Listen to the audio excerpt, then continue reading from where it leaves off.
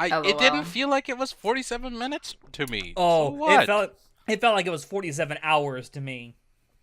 Yeah, well, you're a bitch. Anyways. Can't deny that.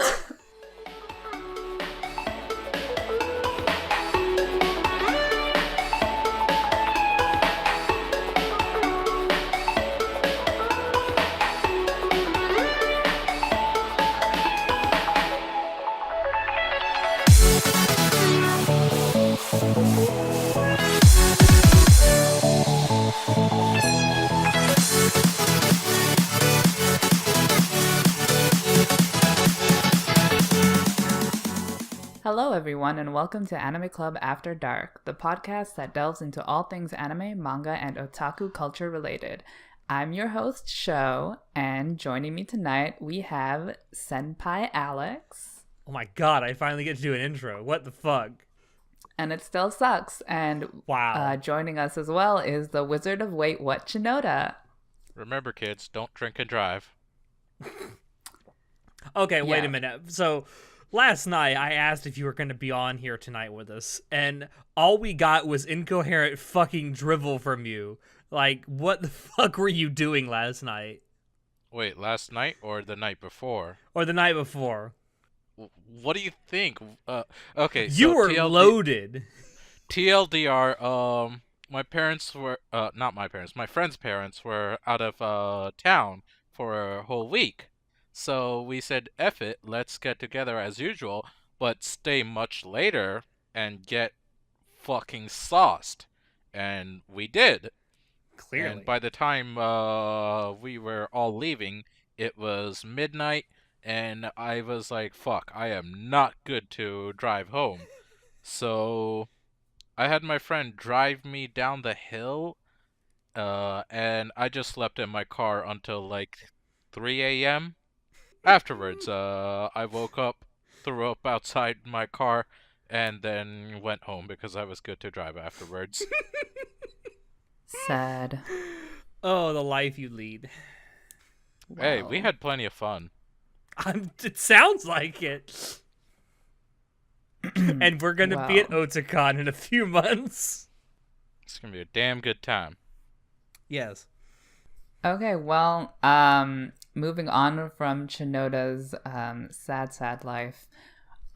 Before we get into the topic that we're going to talk about today, I thought I'd bring up a very interesting piece of news that we have regarding the very famous voice actor Vic Mignogna, who is best known for his role as Edward from Full Metal Alchemist.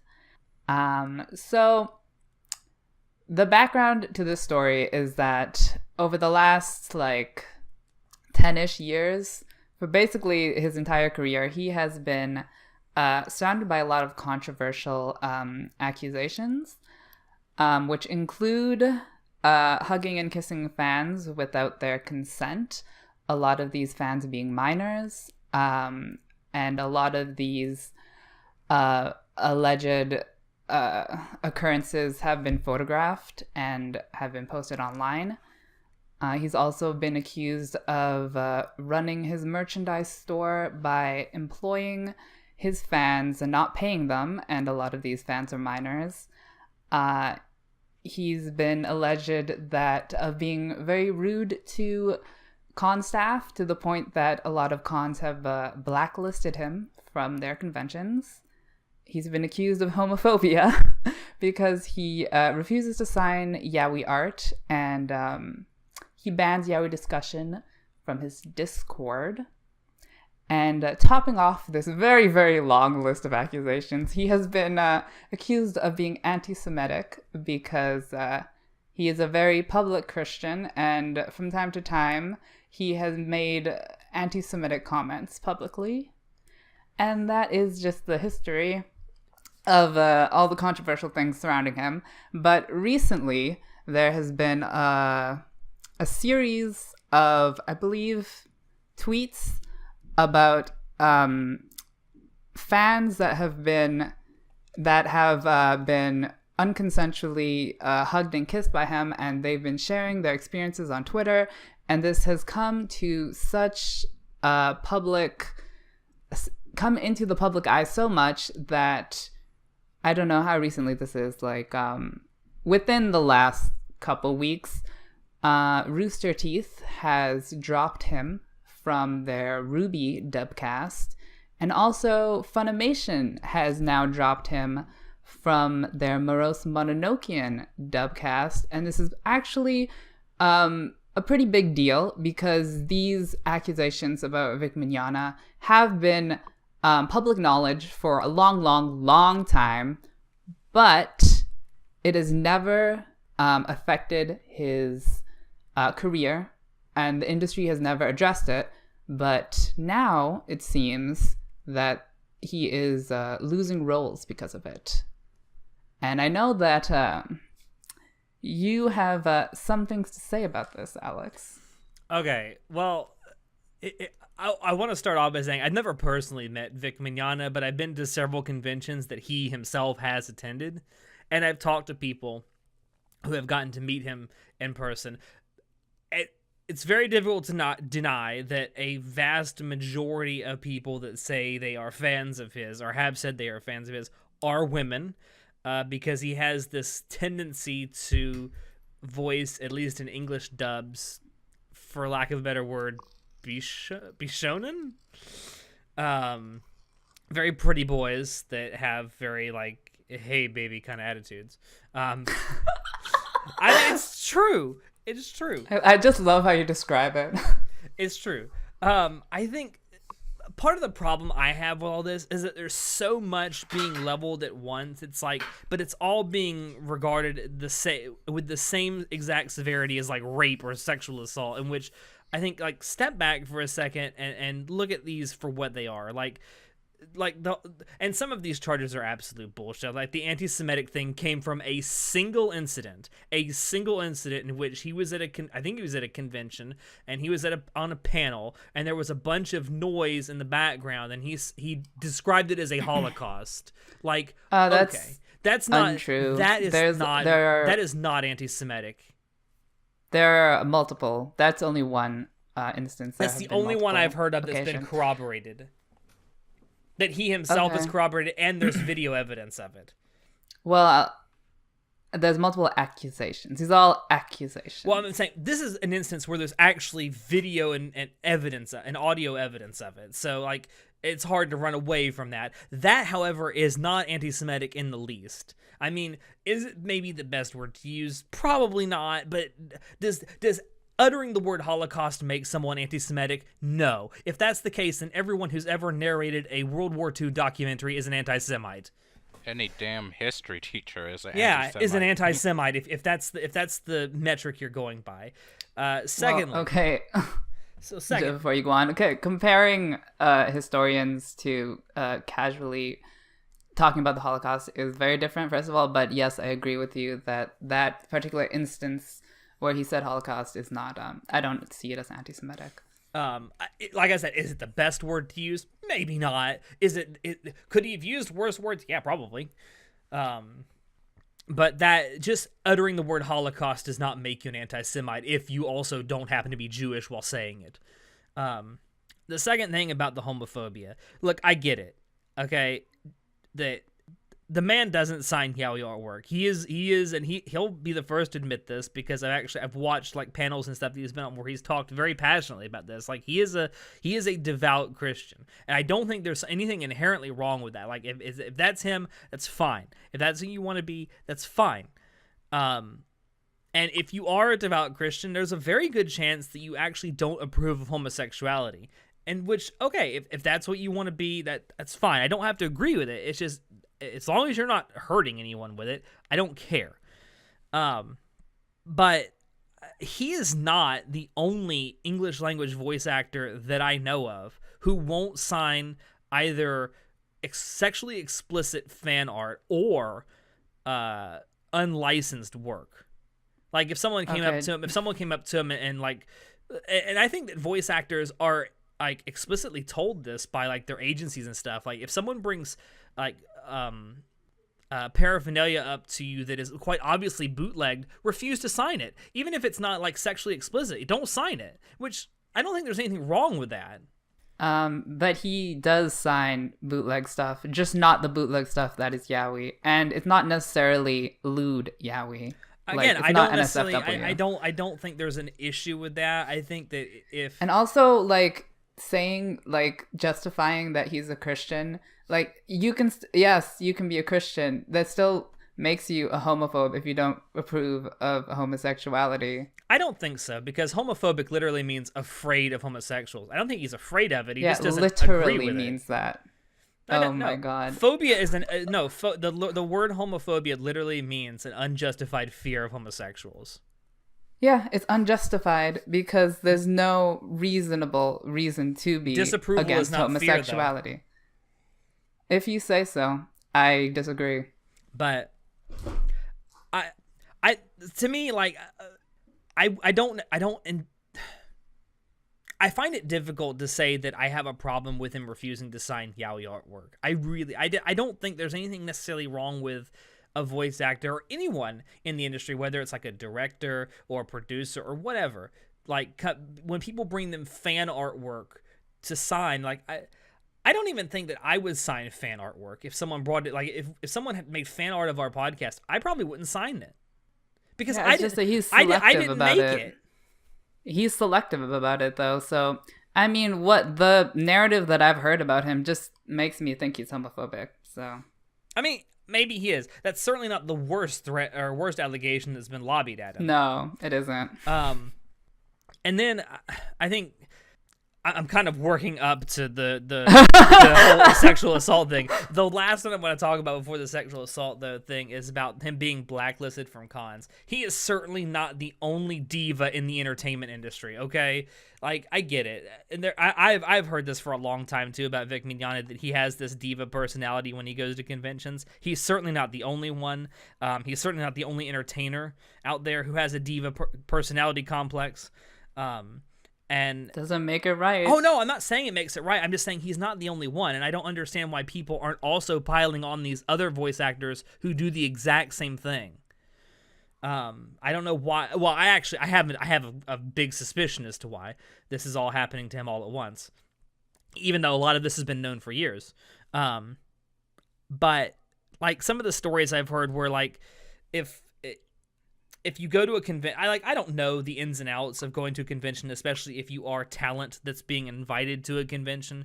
But from what I've heard, that a lot of these people, like voice actors, like directors, like producers and stuff, they get what's called a per diem while they're there from the people running the convention, which is, this is their spending money while they're at the convention. And once it's gone, it's gone. You can't ask for more. And I've heard stories about him spending all of it on the first day and then bilking volunteers who work at the conventions out of money to get him, like, you know, drinks and snacks and whatever. Which, you know what? Is it right? No. Should he do it? Absolutely not. But is that akin to being a rapist? No. It's just a bad personality on his part. I mean, that is not equivalent to rape. I'm sorry. It's not. It's bad, but it's not equivalent to rape. I don't understand. No one's saying it's equivalent to rape. No, but they keep piling it on like it is. And I think you're misinterpreting what's going on. It's not that they are leveling all these accusations as a reason for that he's a bad person, and it's like, it's more that, you know, the biggest thing was the sexual assault, and like, since that's so much in the light, you know, we might as well talk about everything else as well. Well, since you brought it up, let's talk about it. The whole sexual assault thing. Okay. I don't think there's anything inherently wrong with someone being affectionate. I do, however, think there is something wrong with someone being affectionate with people who don't want to be affectionate. That's understandable. That's very understandable. But seeing the reaction of some of these fans of his, again, who I said at the beginning, a lot of them are women, the way that some of them respond when they actually get to meet him, it doesn't seem the least bit non-consensual. Like, when you go up to someone and ask for a hug and they give you one, you shouldn't be surprised that they gave you a hug. Okay, but from the accusations I've read, there's lots of accusations, but a number of them are from people that are not necessarily his fans. They're just like in like one person was just accompanying their friend to go see him. Yeah, I read that or too. They were just in the vicinity, you know. Yeah, I So, read like, that encounter too. it's yeah. not necessarily the scenario that you would think it is. Oh no, I like again, if it's non-consensual, then yeah, it's a little creepy. It's more than a little creepy. It is creepy. And especially if it's with people who are underage. Although the thing that strikes me about the whole underage thing is if they're underage at a convention, surely there was someone who was responsible for them, and if there wasn't, that's bad parenting. I'm not saying that it's like the person who the victim's fault at all. I'm just saying that if all that went on and you as a parent didn't know that happened to your underage child, some of that blame should be on you too. I mean, I don't really think so. I think it's pretty common for high school age children to go with their friends to places such as conventions. That's usually seen as a normal thing to do. I would say. But some of these are like from people. I read a story. I can't remember where. I may have been on Anime News Network now. I'm not sure. But it was like someone who at the time was like 10 or 11. Like, surely they had to be there with a parent or a guardian of some kind. Probably, but I mean, most of the allegations I see are from high school age children. Yeah. I don't know. It seems very convenient that all of it is happening now, especially right after Not the Dragon really. Ball Super movie came out and he voiced the titular character. It just seems very convenient. It's always been there, though. It's just being repeated. Then my issue is, if it's always been there, why now? I just said it was always there. As in, this isn't the first time they've publicly stated this. These accusations have been publicly stated before. They're just being restated now. Okay. Then why was nothing done before? I don't know. That's the question you should be asking. The question you should be asking is why was nothing done before if all this has been known? And also, not all of this has come out before, because there's a bunch of people who are coming out now that's saying, well, I was just too afraid back then to say anything. Why? What do you mean why? Why? We'll get right into this. Because this, as much as this news topic is very related to it's very tangential to the topic that we will be discussing today. My question has always been about these like rape and sexual assault and sexual harassment allegations that come out years after the fact. I have never understood why anyone would wait to report that. Like, how does it affect you? Because you're gonna receive hate threat online. So? Oh, of course. But, what do you mean so? That's so. Allegation is all it is. And allegation versus proof is a whole different thing. That's another point. All of these people who are piling on him right now, and some of these people don't even have any allegations against him, are just assuming all of this is true by dint of some of them have already been disproven. Yeah. Well, and then Straight I up. read something today. I read a thread that I think came from a Facebook group of people actively saying that they should like Photoshop pictures of Vic Mignogna interacting with fans to make it look like he was more creepy than he is. Like. And you wonder why people don't believe or have a hard time believing some of these allegations. Like, really? It's just, I've never, in my whole life, like this whole thing, it seems eerily reminiscent of the whole Brett Kavanaugh thing that happened last year here in the United States. It's like everyone's jumping to the absolute worst conclusion without looking at any evidence. They assume that if there's enough accusations, everything must be true, regardless of whether it's been proven false or not. Even if it was proven false, it must still be true. I don't understand why you think that. I don't think anybody thinks that anything is true. They're all allegations. Yeah, exactly. It's exactly what they are, but so many people are treating it as if like it should be true. Like there's that whole hashtag. I don't think so. I don't see that. Well, why? If that's not true, then why did Rooster Teeth boot him off of Ruby, and why did Funimation kick him off the other Morose something? Well, first of all, if the public thinks it's true, then it might as well be, because that's marketing. That's the point. He's unpopular. but that is just the business side of it. And second of all, they may not think it's true, but it's likely. At this point, the probability is going up. I'm not. I certainly think there's a high probability that he did some of this stuff for sure. I'm just saying that. I mean, if some of it has still been proven to be true, then call it for what it is: a disproven allegation. I actually don't know what allegation you're talking about, but is there anything else besides that we would like to talk about this news item, or do we want to move on? I've said everything I got to say. Yeah, I think we should just get to the main point. I will say one last thing.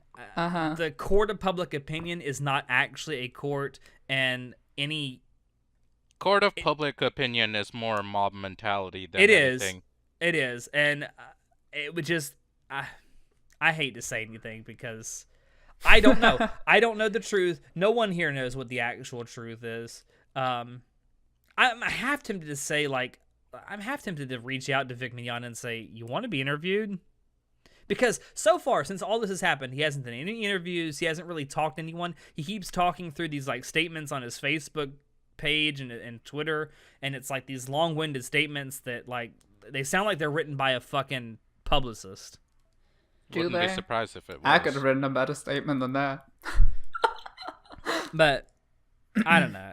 I think he really needs to show his face. He needs to answer the questions publicly. What's he got to hide, huh? What's he got to hide? And you know what? If he really did a lot of these things that he is being accused of, then yeah, he probably should go away.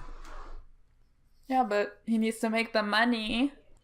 I mean, he can't admit to it. I mean, that's what everything's all about. End of the day, money. Money.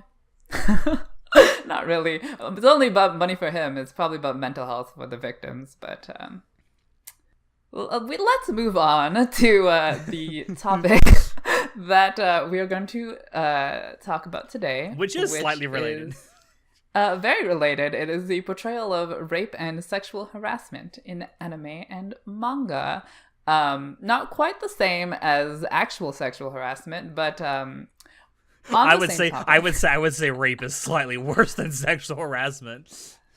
Okay, but well, I was more anyways, the point actually this topic was surprisingly not inspired by the Vic Mignogna sexual assault allegations, but instead it was inspired by something far stupider. Yes, a bit before this happened, in early January, there was another controversy about the Rising of a Shield Hero, episode 1.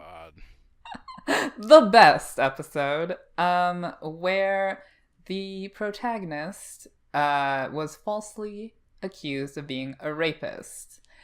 And that is what we are going to use as a springboard to talk about rape and sexual assault. So, before we get into the actual discussion, I know you have some things to say about the actual occurrence, the actual Shield Hero episode. If I'm not mistaken, Alex? I mean, I watched it. It was a really big waste of 47 minutes of my life. This show is, well, I can't say the show. The first episode is terrible, not because of the whole rape controversy or rape, false rape allegation that's in it. It's just bad because it's just another shitty isekai. Wait, hold on. 47 minutes? What? The first episode of Shield Hero is 47 minutes long. Was it? Yes, it was. The fuck? I don't remember it being that long. Sorry, go on. You just don't remember it. I mean, I remember it really well. I just don't remember it being that long. A lot of the issues I have with it comes from the commentary that arose from the first episode and not the actual episode itself. If I had to just give a quick review of the first episode, I'd say it's just another really badly set up, poorly executed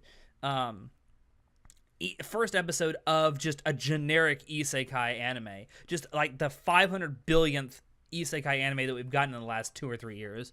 And it's got the exact, I mean, you could literally, at this point, you could fucking, like, swap, like, characters from these isekai stories, and the stories wouldn't change. That's how fucking stereotypical and how just uncreative these isekai stories have become. And the only thing outstanding, like, you know, that stands out about this in contrast to other isekai anime premieres is the fact that it also contains a false, what is obviously a false rape allegation, in its first episode. And of course, from talking to John, who has, I think, read both the light novel and the manga that this anime is based on, it kind of follows your typical sort of revenge story route past that. I have no intention of watching anything past the first episode. Again, not because I was thrown off by the whole rape thing. It's just because it's a really terribly set up, badly developed isekai. And hate it for that, not for what some of these people who wanted to write commentaries about it for hate it for. The thing that really pissed me off was this writer on Anime News Network who reviewed the first episode. And to be fair, a lot of people who on Anime News Network who reviewed this first episode gave it a pretty low rating. To say that the response was lukewarm would probably be giving it too much credit. I think the best rating anyone gave it was a 3 out of 5, which is still kind of eh. But the review that really stuck out and really caused a controversy within the fan base or the anime world is the review by a writer at Anime News Network named Nick Creamer. I think that's how you say his last name. And his rating, while I agree with his rating, burn it and salt the earth, out of 5. I can't agree with his reasoning for giving it that rating, even though I agree with the rating, because he goes into all this really, like, it almost sounds like he's a fucking reporter for CNN.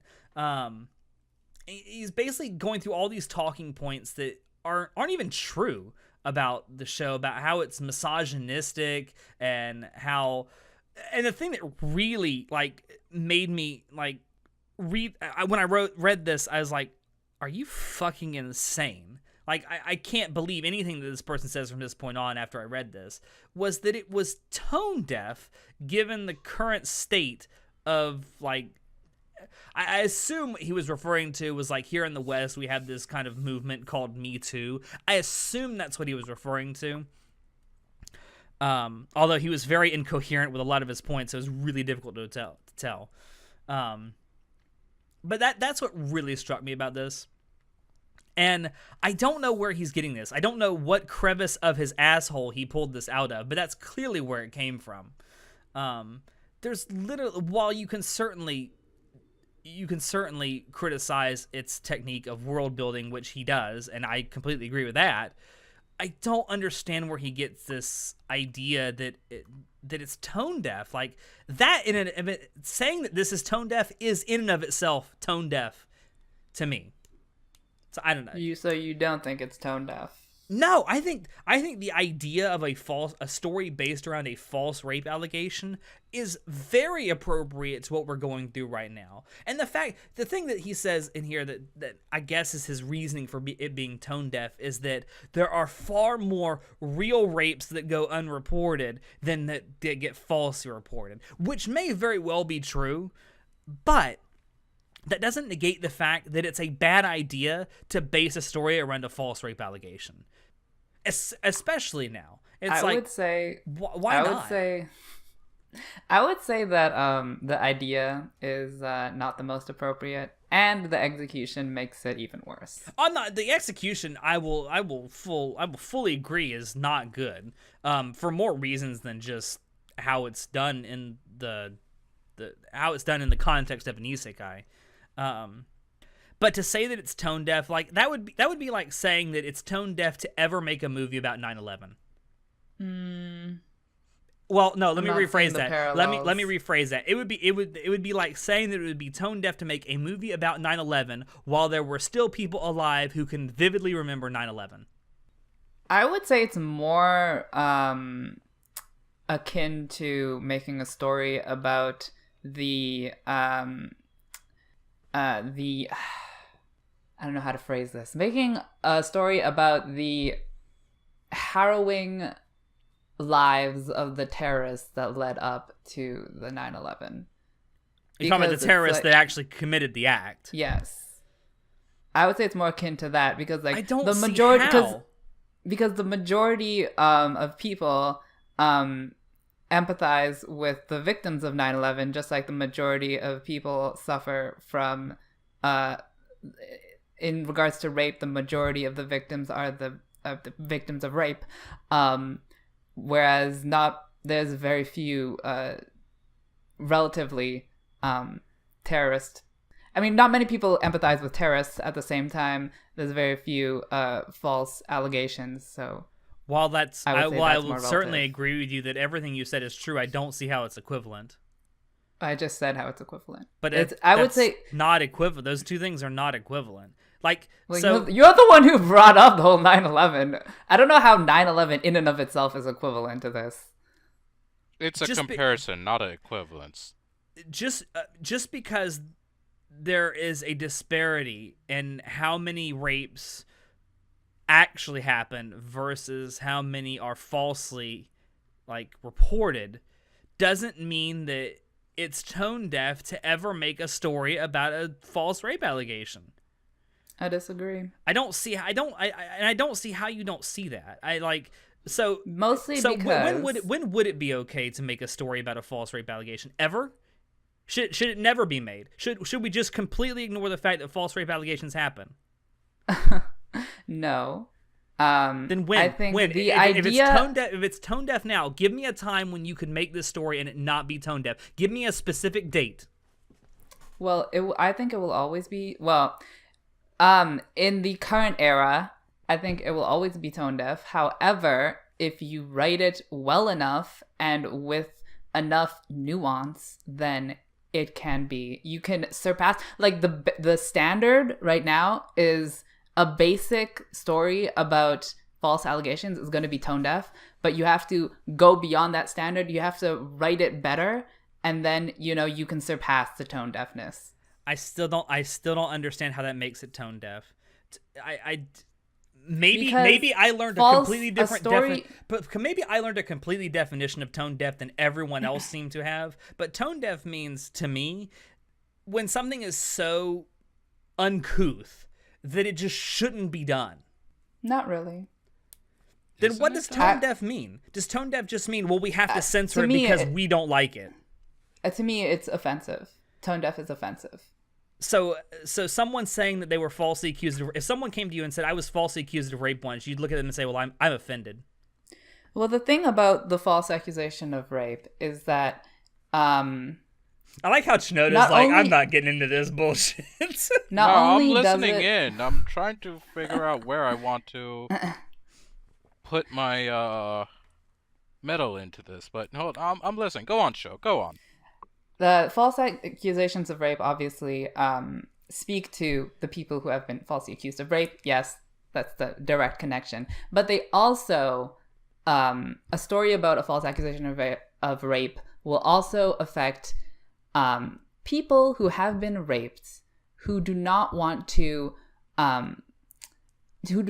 seek justice for it or seek counseling or seek talk about it, seek mental health for it, because they are afraid that they will be accused of falsely, accused of being, accused of falsely accusing. They're afraid that they won't be believed. They're afraid that they won't be believed, even though they have been raped, and that is also a big problem. So a story like this affects both of these issues. So for the people who have been raped and are afraid to talk about it, this kind of story is offensive to them. So yes, it is something that happens. At the same time, it does offend people that have experienced that. So you need to if you're tone deaf, if you just ignore those people, that you're literally being deaf to them. So that's why you're offending them. So you have to keep that in mind and you have to write it in such a way that it respects that experience, and at the same time you can still talk about false accusations of rape, but you have to do it in a nuanced way because you are going to offend other people. But why should an author have to do that in respect of just one part of people that have that experience that's been done to them? Don't get me wrong, They it's don't horrible, have to do it. obviously. You're just but gonna- why? Authors have zero obligation to be considerate to all 7 billion plus people on Earth when they write their stories. That is absolutely asinine, and to expect that from any author is stupid. It's funny that you say that, but the population that have experienced rape and are afraid to talk about it versus the population who have been falsely accused of rape, the first one is much larger than the second one. So that's the majority. And secondly, no, the author does not have an obligation to do anything, but they will be offending people, and these offended people will talk about it. So that's what's happening right now. Yeah, that's the problem. There's too many, and that's another one of my big gripes with this person who Nick Kramer, I don't know how you're supposed to say his last name, who wrote this article. It comes off as someone who went into this actually trying to be offended by it. Let me tell you something. If you go into a piece of entertainment, any kind of entertainment, whether it's anime, a comedy show, whatever, and you actively try to be offended by what you see or what you experience, I'm sorry, but you are a joyless anti-human being. I mean, it's not. I wouldn't say that he went in trying to be offended. I mean, yeah, he did. I can he, tell by how he wrote this that he wanted to be offended by it, because I think that sexual harassment might be a very important issue to him. He might have personal experience with it. That's why he is very honing in on it. But that doesn't mean he wanted to be offended by it. Well, I can tell that he was trying to be offended by the very first sentence of his review. Quote, "I knew Shield Hero by reputation long before this season, so I was prepared for it to be one of the winter's most controversial anime." So he went into it knowing that it was going to have something to be like that he wasn't going to like. First of all, why would I get it? You work for a company where your job is literally to review anime. I get it. But why would you even go into it with this idea that maybe it's going to be different than I expected it to be? Okay. I don't really... You can watch whatever for whatever reason. It's true, but the whole article just reeks of someone actively trying to be offended by something. I mean, I guess, but the things he brought up to me, at least, were interesting points. Also, and I don't think they were bullshit. Also, I thought they were legitimate points. Nah, he also says that it is by nature misogynistic. Shall I read for you the exact Oxford English Dictionary definition of misogyny? If you feel that you must. The exact Oxford English Dictionary, which is the preeminent dictionary for the English language on Earth, defines misogyny as a mass noun meaning dislike of, contempt for, or ingrained prejudice against women.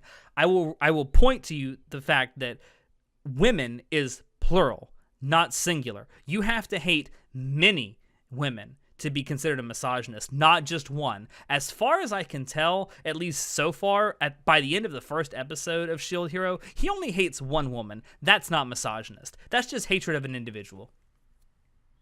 That's what you got. I know. The point of his comment was that he is treating women as objects from the very beginning. No, he's not. It is the thing. He never is. All right, so even if you want to take it that way, which I don't, I think this author literally just thinks that he has a hatred for one woman, therefore he hates all women. But no, I didn't get that at all. That's exactly how it read to me in the article, but whatever. That's beside the point. I want to point out that if a man, any man, whether it's in anime or in real life, looks at a woman and says, "Wow, she's pretty good looking," that's not misogynistic. It can be, depending on the context. No, it's not. A heterosexual man being attracted to women is not misogynistic. That's called fucking procreation. That's how the species propagates. When you see all women for what is a woman to you, how sexy they are, that's objectifying. Okay. Well, yeah, but how... That still technically isn't misogyny, by the way. I would say that is misogyny. That's not well. If you like someone, that's inherently not dislike of or contempt for. Yes, you like them sexually. You don't like them as a person. Because you ignore the mental aspect of the person, and you're just like, you're a sexy person. Okay, sure. I don't understand how that's misogyny. Just complimenting a person, I guess, is misogynistic. It's Depending not, on the context, it can be.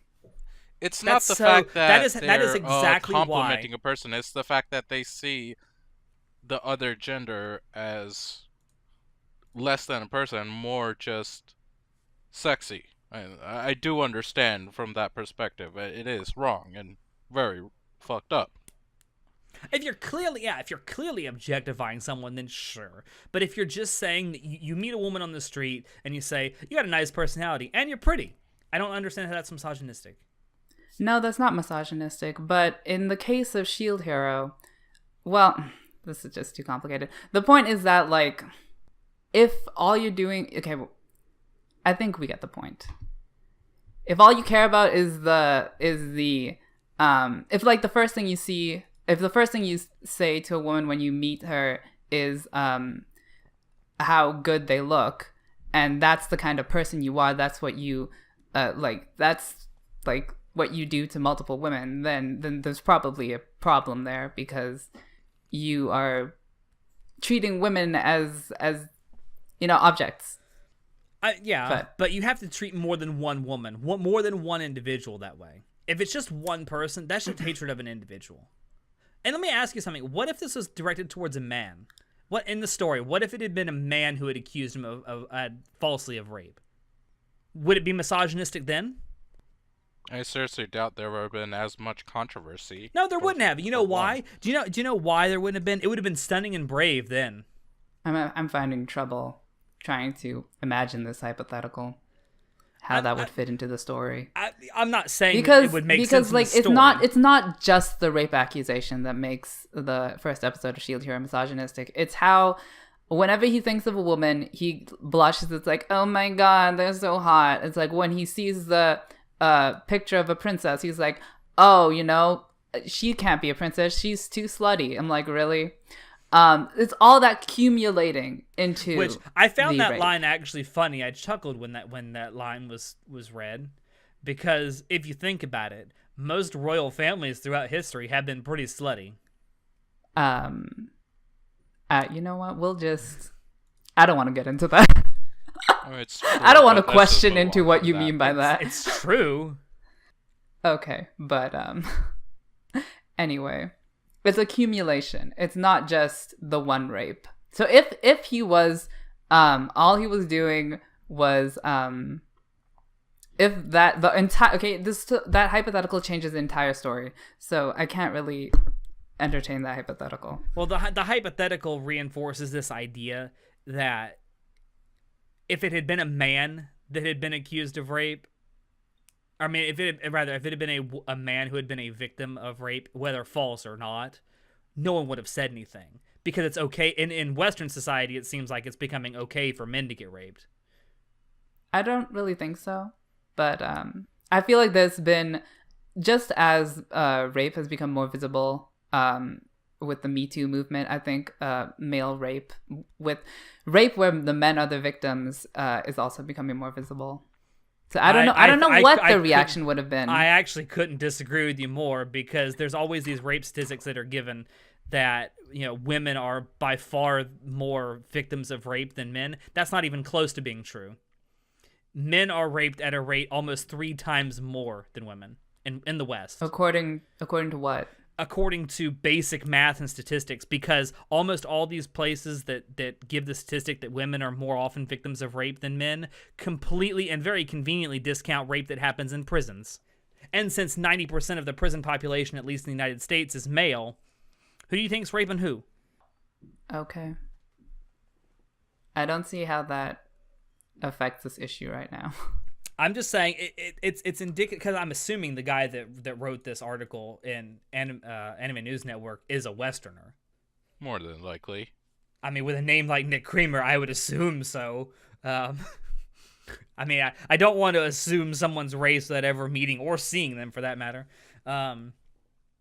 but it just seems like, well, it seems like anyone who reviews stuff for a Western outlet is going to review stuff through a Western lens, and that's perfectly fine.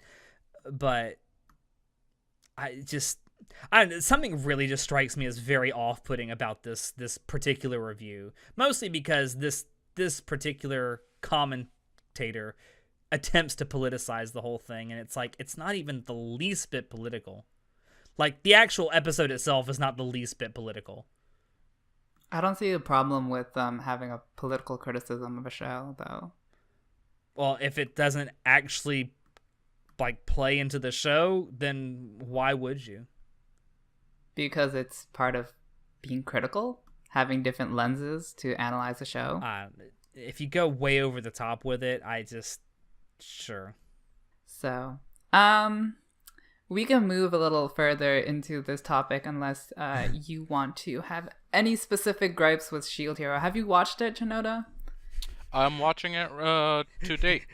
He said he did. He just couldn't remember the first episode being 47 minutes long. It didn't feel like it was 47 minutes to me. Oh, so what?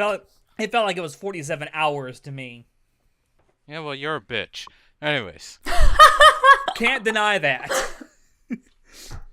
But yeah, no, Chinoda's I'm been watching it very up to date. You're locking up the gate? I'm watching it up to date. Oh, okay. So you have anything else to comment on this controversy?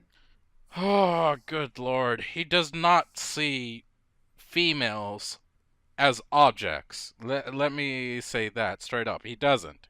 He does see people as people and shitty people as shitty people. So, first and foremost, he's not God damn it, say the word. Misogynistic. Yes, thank you. Thank you, I was blanking. It's not the he's easiest not. word to say. I love it. Like, just like that statement reminds me of how even before the rape allegation, when he was teaming up with the woman, like all he could think about was like how hot she was. I'm like, really? Can't you just be a normal person and have a normal coworker relationship? Like, I mean, sure, if you can't get over the fact you got transported to a whole nother world and is in, like, so many different situations you're not used to, sure, you can. I guess. I don't really see how transporting to another world affects his Everything's new prioritizing and he's, prioritizing their hotness over their profession. I mean, for all we know, he could be a horny virgin. I think he kind of is. Does that legitimize that? I don't think that legitimizes that. I don't understand how you have to legitimize let's be real as men for a moment. When you have a good-looking female near you, sometimes you might not think completely with your first brain. It's your second head that does thinking for you. So let me ask you something. Show. In your case, it would be men. But have you actually been walking down the street or something? At any point in your life, saw a good-looking man and say, "Wow, he's good-looking." Not out loud, but in your head. Yeah. You're a misinterest. The difference is that I don't say it to them. But he didn't say that the princess was slutty to anyone either. He just thought it. Yes, but this is fiction, and we are seeing his thoughts. Then so it's different because it's you. No, it's not different because it's me. There's a difference between real life and fiction. In fiction, everything you see and hear is deliberately chosen by the author, and the author deliberately chose to focus on all of the sexual thoughts and none of the thoughts that were, the coworker, professional, whatever thoughts. So all I can see is that all he cares about is her sexiness. So that's the kind of character that I got, was that he was a misogynistic dick. Okay, I but to just be fair, can't see it. she was just putting out a lot of affection towards him that's beyond a coworker or anything. And What? you can No, she was Yes, not. she Yes, she was. was. Did She you was did you literally skip putting over the her whole scene? body against him multiple times, Yeah. acting in a very flirty way. And Like did you she was completely literally skip? putting up every single signal possible.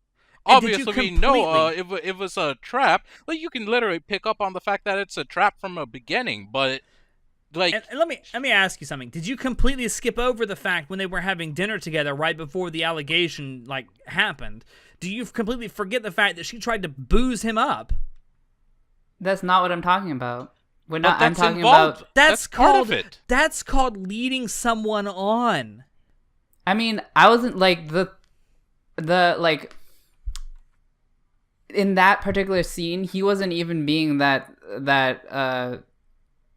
sexual. No, like he wasn't wasn't. even thinking about her sexually. No, in he that wasn't. scene. But she was trying to get him to think that. Yeah, but so we're talking about two different scenes. Yeah, we are. But they both play into the same thing. She is a manipulative bitch. It doesn't matter. He didn't know that before. We certainly So- knew it when he woke up. That doesn't matter. He didn't know that she was a manipulative bitch, and he still objectified her. Whatever. We have different opinions. Clearly. So let's move on to a related topic that I thought would be interesting to bring up.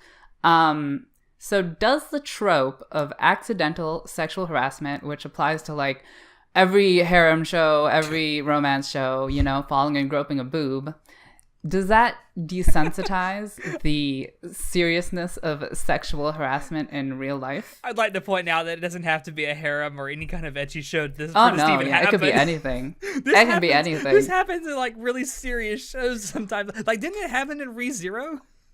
I don't know. I don't remember. Probably not.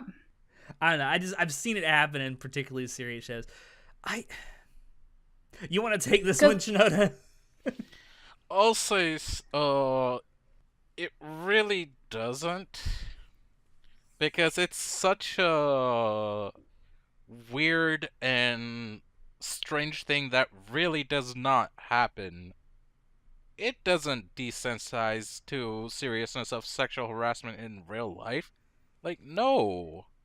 You have to I mean, have 'cause, like- some kind of mental barrier that's been removed for something like that to happen.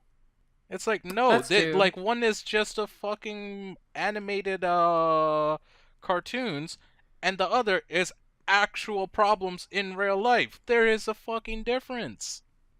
Yeah, That's true. It is I would fiction. I would also like to point out you kind of answered this question in the question when you say accidental sexual harassment. I think for there to be certainly a crime that takes place, there has to be intent. If you don't intend to do something, like for the example that happens in anime all the time, tripping, falling, grabbing a boob.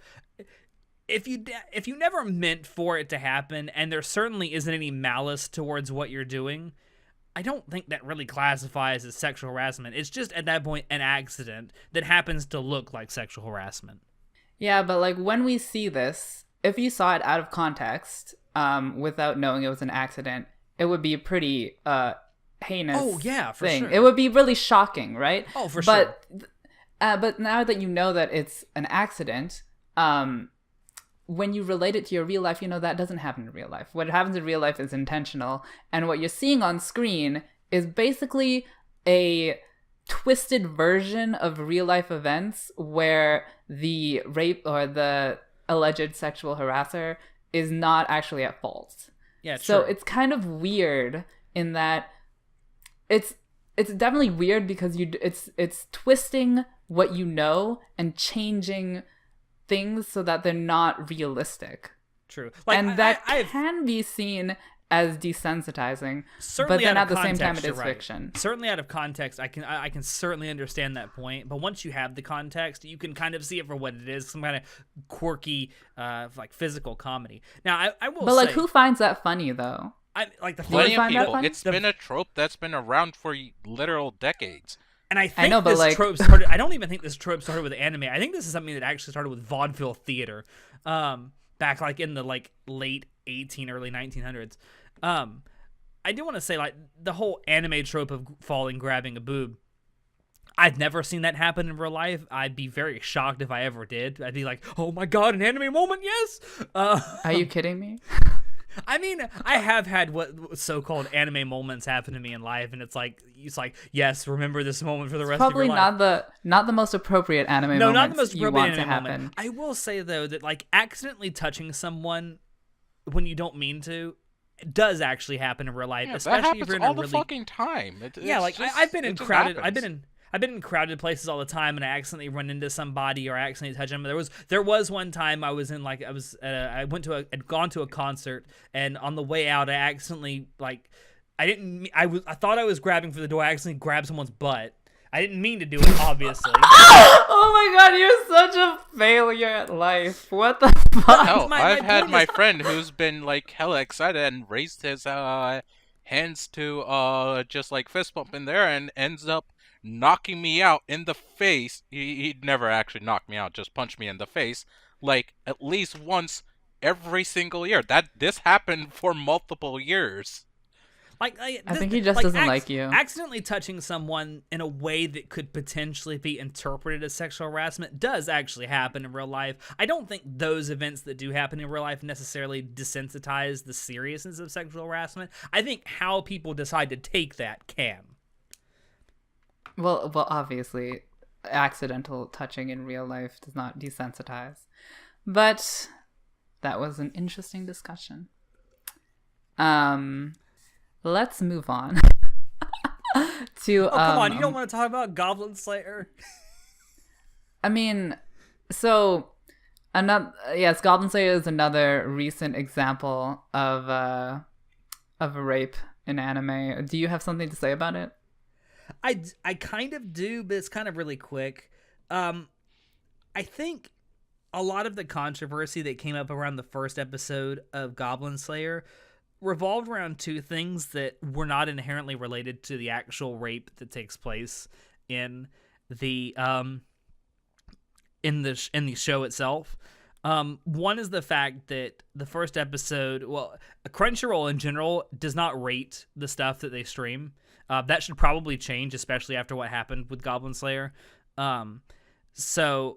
And the fact that I think Goblin Slayer, I don't think the source material that it's based on has been around for very long. I think 2 or maybe 2.5, 3 years at this point.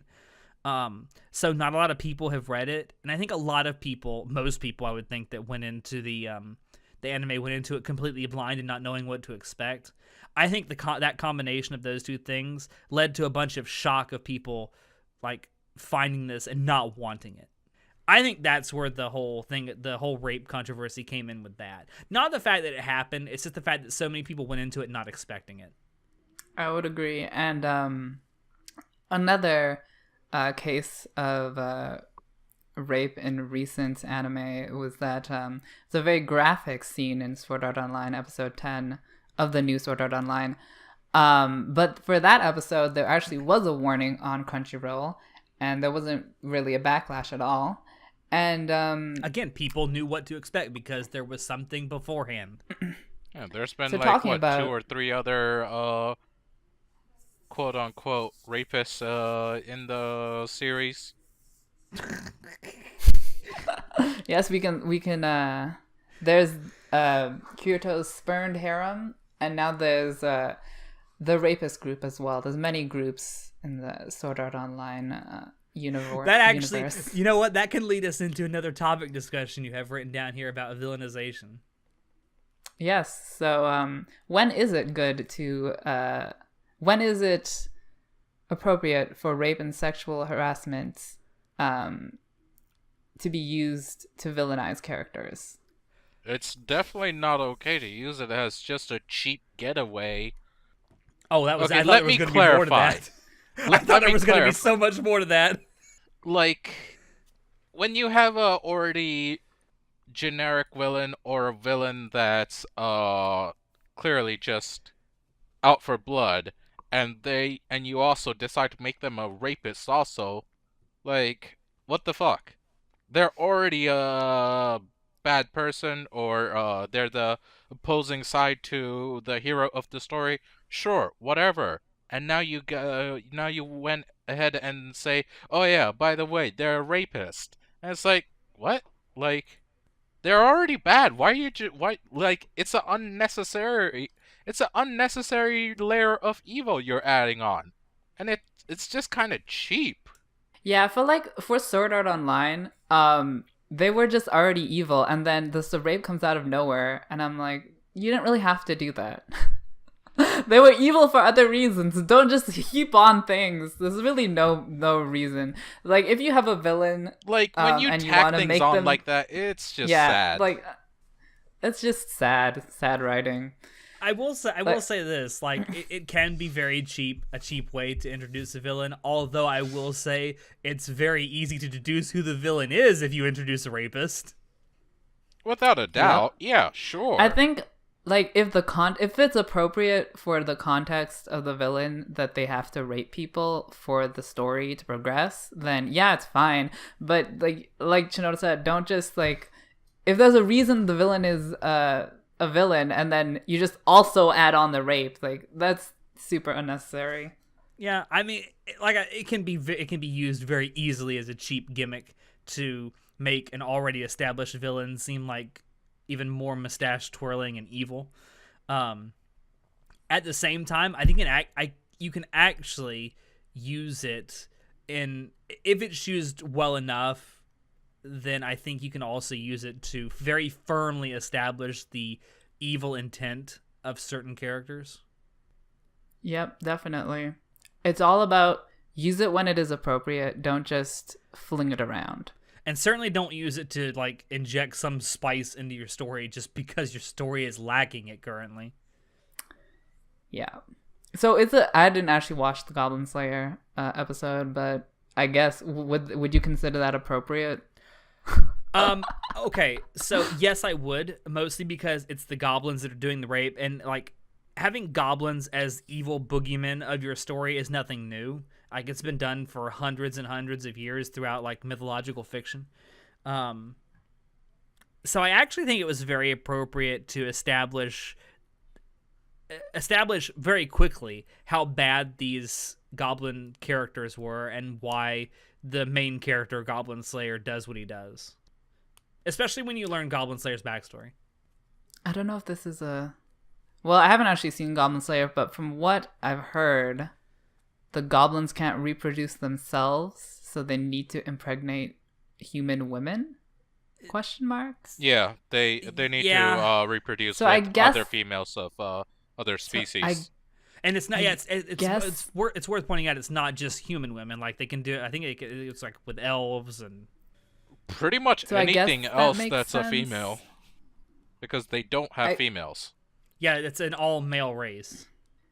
See, at the same time, I guess that makes sense for the plot, but then, like, that particular characterization of their species is also maybe unnecessary at the same time. So I'm not entirely sure. But I would say it is. It's necessary or unnecessary? It is necessary. I would say it is necessary. Yeah, Like I it's think fucked actually up used and really like well. it's a bit tacky, yeah. But necessary, yes. I think it's actually used really well to establish like why the main character does what he does, because they're so thoroughly evil and irredeemable. I see. So on a similar vein, do you think rape and sexual harassment are good tools to set a dark atmosphere for a story? It's certainly a great start. I mean, like think of the things you can use to set a dark tone or atmosphere for a story. War, dystopia, famine, genocide. All of these things are really great, but then if you throw rape in there, it's like, well, it's just that much darker. I guess. I feel like it's very easy to make it inappropriate. Just because, like, if you just start throwing rape here and there, it's like, it's too much. It's really too much. I think it depends on the context of the story, like the setting. I think it depends on other aspects of the story itself, as to whether it's a good tool to use in that particular story. like obviously if there were a rape in Konosuba, that would be so inappropriate. But the Konosuba isn't a dark story. No, but I'm saying if like the author said, I really need this to take a dark turn, let's have Kazuma rape somebody. Megumin, come here. Oh no. Like- It would certainly turn the story dark. It would make the story very dark very quickly, and I think you'd lose a lot of the goodwill you've built up with your fans at that point. I think the negatives would definitely outweigh the positives. But like if you had a story that was like a dystopian fiction story where people are fighting for survival, and like there's a faction of people who are like raiders or whatever, and they rape people, like I think that's appropriate in that particular context, that they go out and like they rape and they pillage, That's true. That is true. because it makes it very easy to relate the fact that this particular group of people in this story, in this setting, you're not supposed to like them. Yeah, and it would make sense. That's true. It is used. Well, see, that's like extremely appropriate because it's actually historically accurate. So It is. Yeah, it is. Listen. I you want. can't even complain. It's like yeah, it actually happened. You can't, because it's literally based on like fucking like I know there's gonna be an anime version of this coming out sometime in 2018. Who knows when? Do yourself a favor, if you're looking for a really good manga to start, go read Vinland Saga. You will not be disappointed. It is pretty good manga. Which is interesting, actually, because the preview for the anime Looks nothing like it is. The art style does not look very dark. Looks very shonen. I don't know how. You know what it looks like? It looks like and I'm gonna like, you're gonna laugh when I say this, but it looks like someone put like a slightly brighter lighting filter on Attack on Titan character designs. That's exactly what it looks like. Honey, what can you complain about? I mean, I'm still holding out hope that it'll be great. But yeah, Vinland Saga does this too, and I think it does it really well. Like it thoroughly establishes that some of the people in the story are not good and probably shouldn't be trusted. Well, on that note, unless anyone has any final points to make. God, we've been doing this for over an hour. Holy shit. Well, thank you all out there for dropping in to listen to us. We hope you enjoyed it because we sure enjoyed bringing it to you. If you want to check out previous episodes of the podcast, you can find us on SoundCloud, iTunes, and YouTube. If you want to keep up with what we're doing and have a little more fun, you can join our Discord server, become a member of our Facebook group, follow our Twitch channel, and visit our website. And if you have any questions, comments, or criticisms of this or any episode, feel free to shoot us an email. Links to all these things are down below in the description. I have been your host, Sho, and I will see you next time. Probably not as your host, but as a member. Say goodnight, everyone. Good night. I would like Remember, to point kids, consent is the most important thing. Please I would like to have your partner consent before Yes. anything. And a safe word means helps. No. Well, yeah. No, I would like to say one last thing before we go. We didn't get to this, but it's really quick. One of the questions you had in the thing we were going to talk about is like, is appealing to a rape fantasy unethical? Yes, it is, but it's highly profitable. Okay. Okay. Words of wisdom from Alex Senpai. Go read 50 Shades of Grey and you'll find out what I mean. Oh.